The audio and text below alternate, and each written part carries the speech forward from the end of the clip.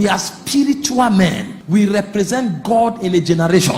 But when you find a man who lives by circumstances, luck and chance, it means although he's born again, but he's still operating in the fallen realm. And so for such a people, something must happen to the heart to cause them to begin to seek dimensions of God. You will tell yourself, Father, there is such a thing called the Commonwealth of Israel. That means what you have is for everyone. I refuse to be without an inheritance. What is the dimension of the spirit you have allocated to me? Lord, I press for it. And when these things begin to happen, you will now begin to seek him through the gateways of the spirit realm.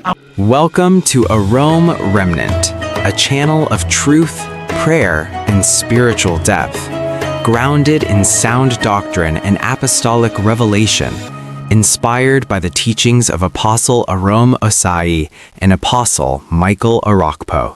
When Moses left Egypt, he was not crying, I have lost my prince throne. No, he was seeking God. And I am sure Jethro told him, because Jethro is one of the sons of Keturah, because he came from the Midianites. And the Midianites are the sons of Keturah. So they know the ways of God. Because the Bible said in Genesis chapter 18 verse 19 that I know Abraham my son, my servant. He will train his household in the ways of God. Abraham knew God so much that he took 318 servants and went to war. And all of them worked wonders. So they knew the ways of God. And so I know that Jethro understood something about priesthood. It was Jethro that told Moses that look at that mountain, is the mountain of God. That was where God appeared to your fathers. And if you seek God, you will find him there. And so many times when Moses goes to grace, Moses will go to Horeb just in case God will appear. And on one of those occasions, the Bible said he saw a bush burning that was not consumed. And he said, I will turn and see this great sight. The moment he turned, he heard God speak, take off thy sandals. Where you are standing is a holy ground. A man who has caught burden will graduate to become a seeker. And when you become a seeker, God opens virgin dimensions to you. In Matthew chapter 7 from verse 7, he says, ask you will receive, seek you will find, knock the door will be open. That is the life of a seeker. When he asks and answers are not coming, he will press further and probe. When it doesn't happen, he will knock until the door opens. But by all means, he will not go back until he sees something. He will not go back until he hears something. And so a generation that wants to work wonders must have the stamina and the capacity to turn away from the distraction of the world and seek him that dwells in the midst of the coals of fire. I'm telling you why we are powerless, although highly religious. But you see, religion does not equate spirituality. A man who is truly spiritual, you will know him by the depth of his seeking. And when you check all of these patriarchs that I have mentioned, you will see how long they sought God and remained there. Moses took 40 years of seeking. He never changed his mind. I was studying the book of Ezekiel and I was marveled. This guy encountered God and God told him, lie on your right side for 390 days. And a man laid on his right side for 390 days because he was interceding for Israel. He was seeking something in God that was not common. And God said, when you finish, turn to your left side and lie for 40 days. So one man laid down for 430 days so that the purposes of God can find expression. And when he finished, he became a wonder. It was from that moment that you will hear Ezekiel will tell you, and the Spirit of God took me by the lock of my hair. So Ezekiel immediately entered a realm of spiritual translocation because of what happened. He will be lying down and his spirit will leave him and be strolling in town. So you can meet Ezekiel in town and assume you have met him. He's at home. The one you met is his spirit. Ezekiel began to operate as a double. It was on one occasion like that. He said, the Spirit of God carried me to a valley of dry bones. And he said the bones were really dry. Ezekiel 37. And he said, the Lord asked me, mortal man, can these bones live? He has started entering adventures in God. See, wonders are sought, and those who seek them will find them. Can these bones live? He said, only thou knowest. And he said, command the bones. How can you be talking to dry bones? And the bones became an army because a man of wonder had emerged. A point will come when, I wish some of us who are here will take time to study about the man who is leading this work. A man of God said he went to see God's servant, Daddy Gio, and they kept him for 4 hours. Usually when I come here, I see God's servant. Did I do something wrong? What happened? He was checking himself. What did I do? And when God's servant came out and eventually asked for him to come, he now came and said, sorry, I was in a meeting with Isaiah. That's why I delayed. You will think it's just to kneel down. When you come to preach, you will kneel down on the altar and say, Daddy, you are joking. These men wait on God until heavenly messengers come to them. And so when you see them become so big, there is something that has impregnated them. Isaiah just left me. I had a meeting. So the one you read in a book and quote as an intelligent preacher, he met him bodily.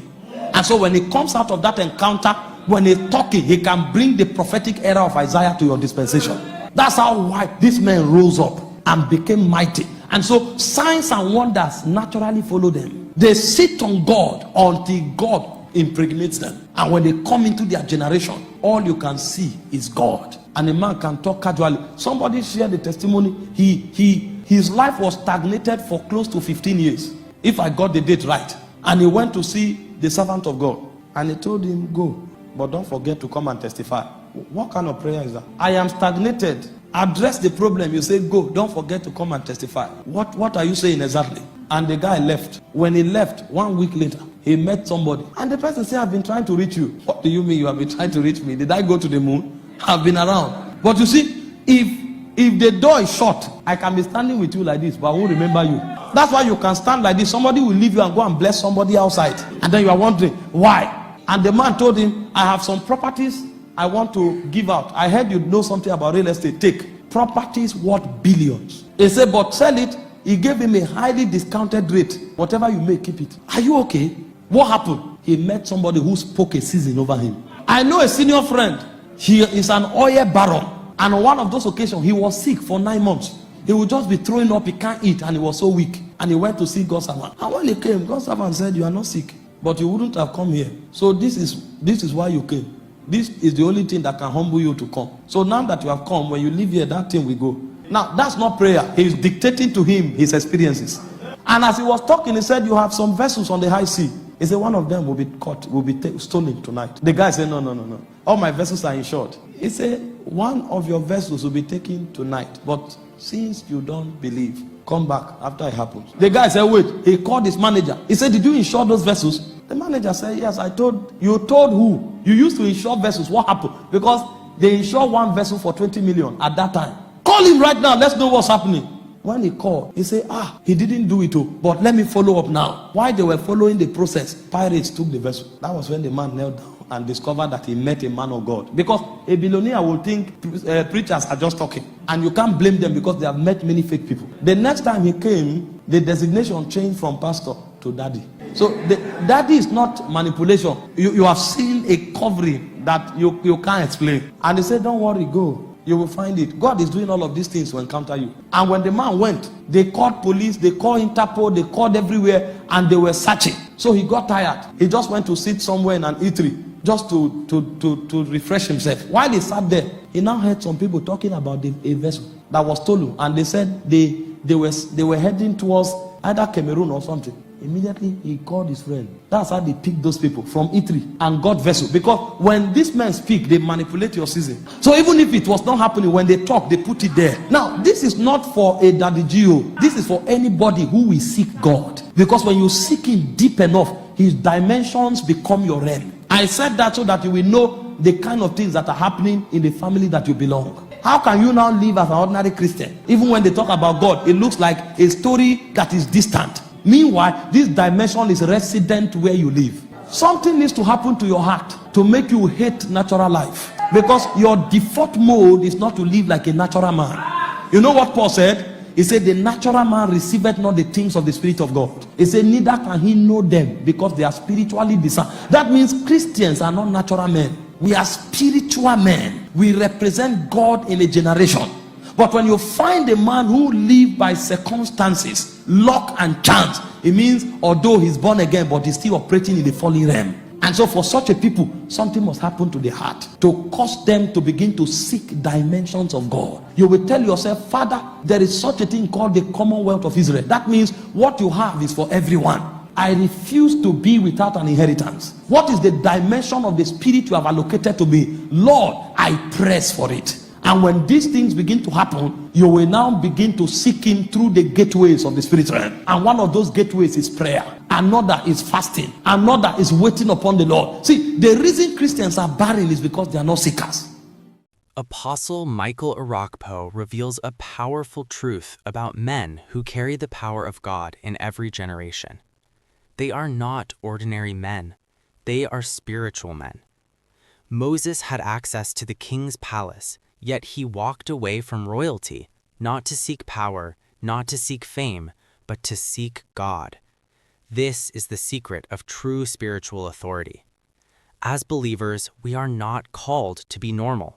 We are called to seek God until His presence defines our lives and His power speaks through us in our generation.